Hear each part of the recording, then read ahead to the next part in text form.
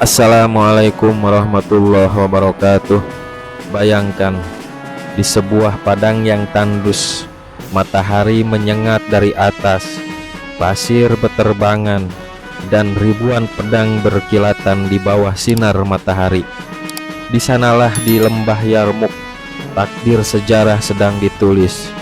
Hari ini kita akan menceritakan satu buah kisah yang sangat luar biasa. Kisah tentang keberanian dan kecerdikan seorang panglima umat muslim kala itu. Sebuah peristiwa yang mengguncang dunia Islam, namun juga mengukir sejarah tentang keimanan dan keyakinan yang tak tergoyahkan. Ini adalah kisah Perang Yarmuk. Tapi sebelumnya, saya harap tonton kisah ini sampai selesai, supaya tidak ada cerita yang terlewatkan, agar tidak ada kesalahpahaman dalam cerita. Dan jangan lupa share, like, dan subscribe untuk terus mendukung channel ini. Oke, langsung saja ke ceritanya. Setelah Rasulullah SAW wafat, Islam berkembang sangat cepat. Pasukan muslim mulai bergerak ke daerah Syam, kawasan Suriah, Palestina, dan sekitarnya. Kekaisaran Romawi Timur kala itu merasa terancam. Kaisar Heraklius memanggil bala tentaranya dan mengumpulkan lebih dari 200.000 tentara dari berbagai negeri, Romawi, Arab Kristen, Armenia, dan lain-lain. Di sisi lain, pasukan muslim hanya berjumlah sekitar 40.000 orang yang dipimpin oleh para jenderal terbaik pada waktu itu, yaitu Khalid bin Walid, Abu Ubaidah bin Jarrah, Yazid bin Abu Sufyan, dan Amr bin As. Perang Yarmuk bukan sekedar tentang menang atau kalah. Ini tentang iman, tentang keyakinan bahwa Allah akan menolong mereka, bahkan ketika jumlah mereka begitu kecil dibandingkan dengan musuh. Pada tanggal 15 Rajab tahun 15 Hijriah, di dataran luas Yarmuk, dua pasukan berdiri saling berhadapan. Angin panas bertiup kencang, debu menutupi pandangan mereka, tapi tak ada yang mau mundur. Panglima Romawi, Theodore atau Ba'ahan, maju ke depan dan memanggil Khalid bin Walid untuk bernegosiasi. "Menyerahlah, kalian tidak akan menang," katanya. Tapi Khalid menjawab dengan tenang, "Kami datang membawa kematian seperti kalian membawa kehidupan." Dari negosiasi itu, perang pun tidak bisa dihindari lagi. Fajar mulai merekah di padang Yarmuk. Sinar matahari menembus kabut debu yang tipis, dan dua pasukan raksasa sudah bersiap untuk berperang. Hanya deru napas kuda dan bunyi armor yang bergetar. Pasukan Romawi membuka serangan. Gelombang pertama, infanteri berat Romawi maju dengan langkah berat. Derap mereka mengguncang tanah. Mereka mengenakan baju jiroh penuh, perisai besar di tangan, tombak panjang mengarah ke depan. Terlihat seolah dinding besi bergerak menuju kepada pasukan muslimin. Sedangkan di kubu pasukan muslim hanya mengenakan perlindungan yang ringan, sebagian bahkan hanya baju sederhana dari kulit saja. Tapi di hati mereka berkobar api keimanan yang tidak bisa dipadamkan. Khalid bin Walid sudah mengatur barisan dengan cermat. Pasukan muslimin membentuk formasi sayap elang. Tengah rapat kuat, sayap kanan dan kiri fleksibel, bisa menyerang balik kapan saja. Serangan Romawi pertama berhasil menekan sayap kiri muslim. Beberapa sahabat syahid di bawah hantaman tombak yang panjang. Tapi Abu Ubaidah bin Jarrah memimpin dari depan. "Wahai kaum muslimin, surga di depan mata kalian, bertahanlah dan sabarlah." Maka pasukan muslimin pun bertahan sepanjang hari dalam panas yang membakar tanpa mundur selangkah pun. Malam pun tiba, masing-masing pasukan kembali ke tenda mereka. Tanah Yarmuk berlumur darah, tapi semangat muslimin tak pernah padam.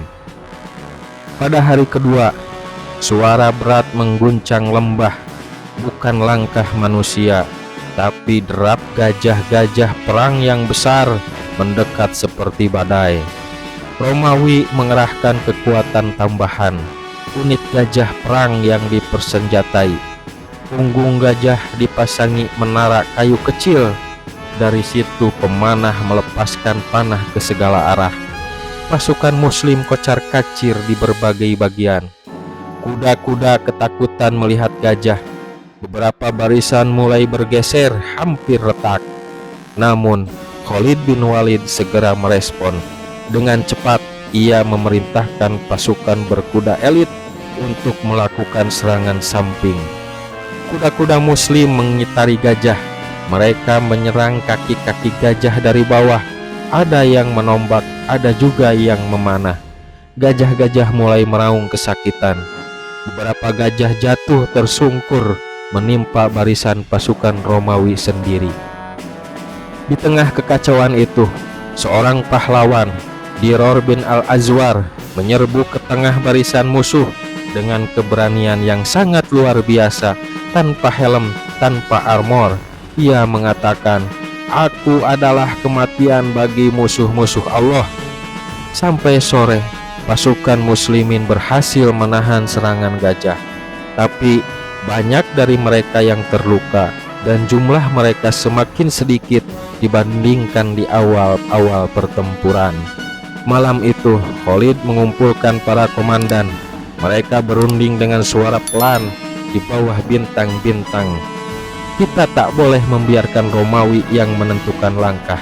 Besok kita serang mereka lebih dulu. Hari ketiga, sebelum matahari naik tinggi, pasukan muslim sudah bersiap siaga. Ini bukan hari bertahan, ini hari untuk menyerang. Atas perintah Khalid bin Walid, pasukan kavaleri muslim yang sebanyak 4.000 pasukan berkuda dipisahkan menjadi unit-unit yang kecil.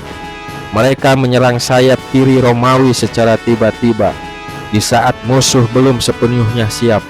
Serangan ini memukul mundur sebagian besar pasukan Armenia dan Ghassanid yang bertempur di sisi Romawi. Di tengah kekacauan, Khalid bin Walid memimpin langsung pasukan inti menyerang jantung kekuatan Romawi. Theodore, komandan sayap kiri Romawi, gugur di tangan pasukan muslimin. Kematian Theodore membuat semangat tempur Romawi mulai goyah. Tapi Romawi tidak menyerah begitu saja. Mereka melancarkan serangan balasan besar-besaran. Pertempuran berubah menjadi pertarungan jarak dekat, pedang melawan pedang, tombak melawan tombak. Di saat genting itu, Ikrimah bin Abu Jahal, anak mantan musuh besar Rasulullah, memimpin sekelompok pasukan muslim dan bersumpah, "Aku tidak akan kembali kecuali Allah memenangkan kita atau aku yang akan mati syahid." Ikrimah dan para pejuang itu bertempur dengan heroik. Hampir semuanya syahid dalam serangan gila itu. Sore hari ketiga, kedua pihak kelelahan, tapi kepercayaan diri Romawi mulai retak sedikit demi sedikit. Hari keempat, angin padang pasir bertiup kencang, membawa aroma darah dan debu, membawa pesan, hari ini takdir akan ditentukan. Romawi melakukan upaya terakhir. Mereka menyerang penuh dengan kekuatan yang tersisa. Tapi Khalid bin Walid pun sudah siap. Ia membentuk formasi jebakan, membiarkan bagian depan muslim mundur, pura-pura, lalu mengepung musuh dari samping. Pasukan Romawi jatuh dalam perangkap. Barisan mereka terpecah. Pasukan muslimin kemudian menggiring sebagian besar tentara Romawi ke tebing sungai Yarmuk. Dalam kepanikan itu, ribuan tentara Romawi jatuh dari tebing dan tenggelam. Sisa pasukan Romawi melarikan diri, terpencar ke segala arah. Perang Yarmuk pun berakhir. Kekaisaran Romawi Timur yang selama berabad-abad tak tergoyahkan, hari itu kalah total di tangan 40.000 pasukan muslim yang beriman dan teguh. Perang Yarmuk berakhir dengan kemenangan gemilang umat Islam.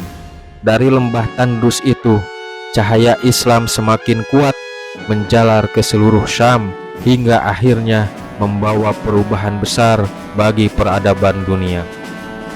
Khalid bin Walid diangkat menjadi pahlawan yang abadi, tapi ia tetap rendah hati. Ia pernah berkata, "Aku telah bertempur dalam banyak pertempuran, tapi kini aku mati di atas ranjangku seperti unta tua yang sekarat." Khalid bin Walid, sang pedang Allah, telah menyelesaikan tugasnya dengan sempurna. Dari padang Yarmuk, dari debu dan darah itu, lahirlah sebuah umat yang membawa cahaya iman ke seluruh dunia. Semoga kisah ini bukan hanya menambah pengetahuan saja, tapi juga bisa menggetarkan jiwa kita, membakar semangat kita untuk menjadi pribadi yang lebih ikhlas, lebih berani, dan lebih dekat kepada Allah. Jika kisah ini menyentuh hati kalian, jangan lupa tekan share, like, subscribe agar kita bisa terus menyebarkan kisah-kisah luar biasa dari sejarah Islam lainnya. Sampai jumpa di kisah-kisah berikutnya insya Allah. Wassalamualaikum warahmatullahi wabarakatuh.